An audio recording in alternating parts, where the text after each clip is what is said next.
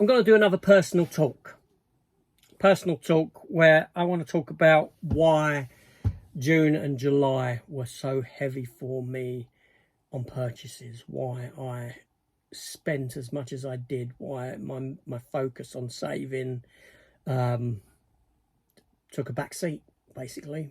And yeah, let's delve into it, shall we?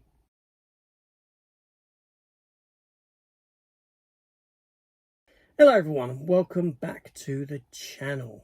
Yes, now I know that I've spoken in the past about my mental health issues and things like that. You may have seen those videos.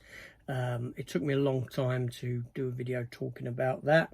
I thought it was quite relevant to the situation, if that makes sense. Now, I don't tend to bring too much in the way of personal life onto the channel. I don't really think it's overly right.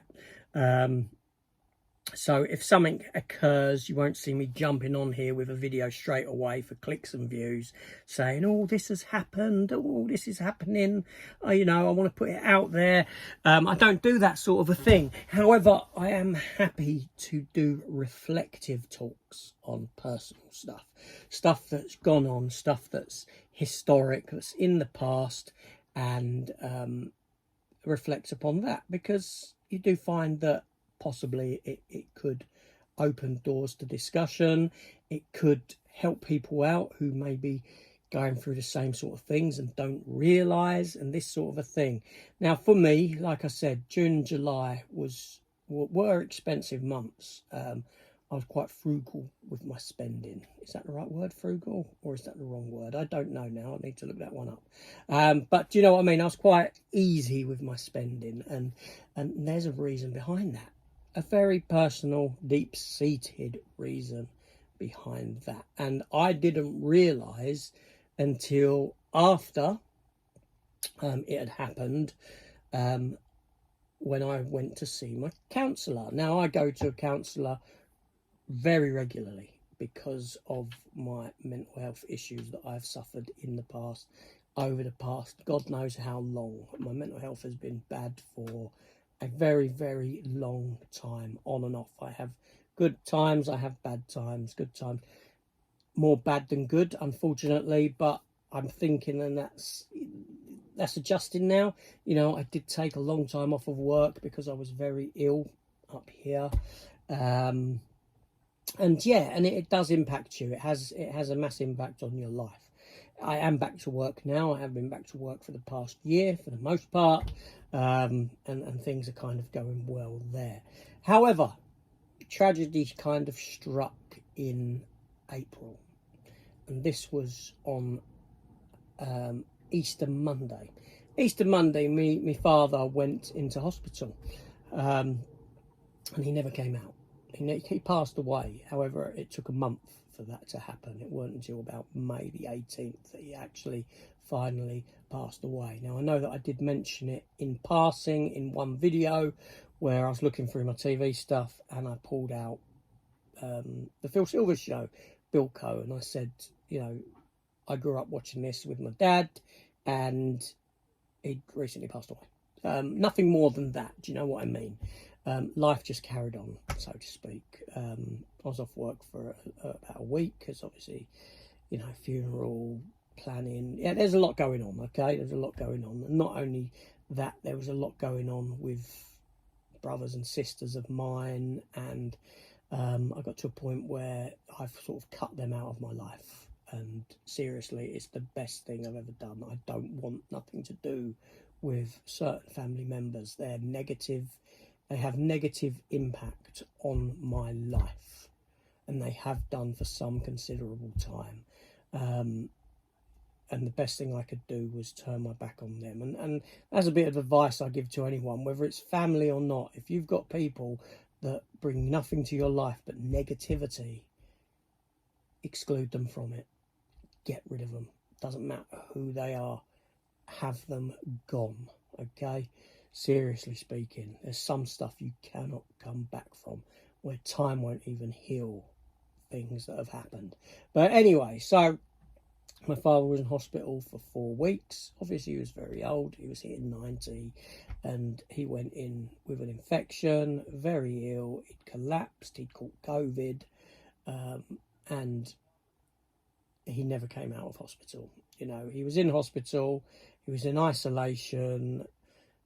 COVID was there. They couldn't deal with the infection that he had because they couldn't take him for any scans or anything like that because he had COVID, which really kind of opened my eyes to COVID and what COVID did and all those COVID deaths. Because if that's how hospitals were operating back during COVID, which obviously they were, there's a lot of people that died of other ailments because they weren't treated, because they were keeping them isolated because of the COVID.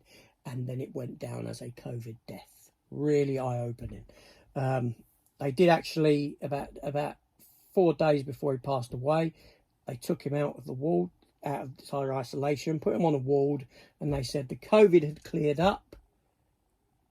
2 days later, he was back in isolation because the COVID had come back. I don't believe that COVID ever came back. I believe that COVID was always there. They misdiagnosed the whatever they, you know, the test didn't work. They stuck him on a ward with other individuals, and he bounced back. He bounced back for about a day, and then went downhill. And that's what kind of happens. I remember it happening to other family members where they've passed away, and seemingly they had this turnaround. This, oh, they're better. They're more, you know, with it. They're more lucid and this sort of a thing. And then, bam, it hits them again, downhill, and they pass away. And that's exactly what happened. I got to say my goodbyes, and that being that. But anyway, so that there is a story that happened. And that was, like I said, mid-May. And then come June and July, I spent a lot of money. And this is how mental health can impact things and make you do things that you otherwise wouldn't do. Now, I do believe that had this event not occurred, I wouldn't have been spending as much money as I did through those 2 months, because through my counselling, what came to pass is that I kind of reverted back to what I know. Now, historically, I spoke about this, that years and years ago, I'd got into quite a bit of debt for one reason or another. And one of those reasons was spending on physical media and collectibles and comics and that sort of a thing. I'm going back a long, long time now. I'm going back a few decades, a couple of decades, do you know what I mean? And I did get myself into a bit of debt, which I'm not into now, thankfully. Haven't been for a long time and don't intend to ever go back there. Seriously, I don't have credit cards. I don't use credit cards. I have a zero overdraft. If I don't have the money, I won't buy it, you know. But I was very good at still spending all the money that I had without saving for myself, beyond saving with the wife in joint savings and saving for holidays and things like that. Do you know what I mean? But now I'm trying to save as well for myself, and that's what kind of went out the window, that's saving for myself. So anyway, so basically what happened was I kind of reverted back to what I knew, you know, the impact of my father's death, and where that took me was down this road of spending to try and make me happier, so to speak, to try and take my mind away from what had happened, because it's kind of a comfort zone doing that sort of spending and getting stuff. Obviously it releases endorphins and stuff in the mind and brain and all this sort of thing that make you feel happier. Okay, and that's where the road that I went down. And like I said, it could have continued. It could have probably continued to now, where I'm now being more careful, more selective, for most definitely, and sticking to my budget.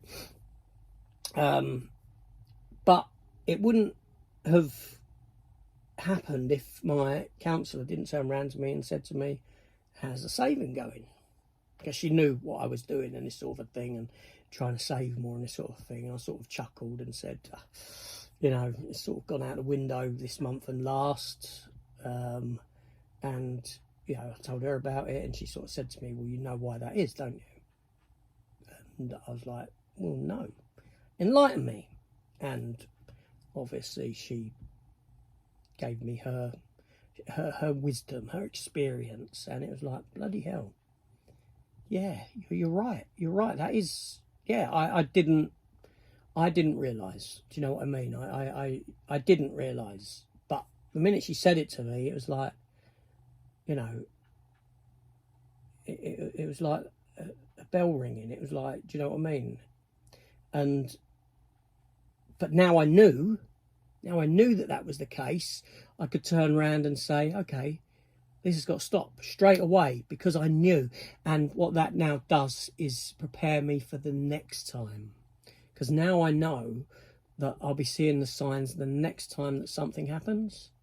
And I sort of have to, you know, not do it, if that makes sense. I have to not go down that road, because I'll be aware of it, and I can hopefully ensure that that doesn't happen. Because yeah, it's quite fascinating stuff, really, because you don't really notice, you don't realize, and I didn't realize, but it makes sense when I was told. So yeah, funny times. Now, like I said, I'm not doing this video for sympathy, clicks, or anything like that. It's a discussion that helps me reflect. It's a discussion that might open the eyes to other people out there, because, you know, I'm a big advocate for mental health and mental health awareness, and talking about issues of mental health, because, you know, in society things have changed, things have started changing, and that is fantastic. But we've still got a lot of people that won't talk about mental health problems, that they keep it hidden. And I think we should be very open and honest about these things, because it helps. It does help. I kept it hidden for a long time with work, with things like this, you know. Back in the day when I'd go sick from work with mental health issues, I was phoning in with other problems. You know, I would lie. I'm not lying that there was something wrong with me. There was something wrong with me, clearly. But I would lie as to exactly what was wrong with me. You know, I wouldn't say I'm feeling bad, I'm feeling whatever I was feeling at the time.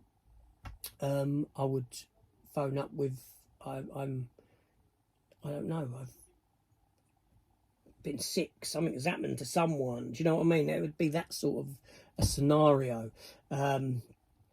Yeah, I don't know, crazy. But there we go. Just a chat video to get that out there, and yeah, there we go. I think that's me done, okay? I can't think of anything more to say about that one, but yeah, I just wanted to do a talk about it, and yeah. I'll speak to you later. Take care. Goodbye.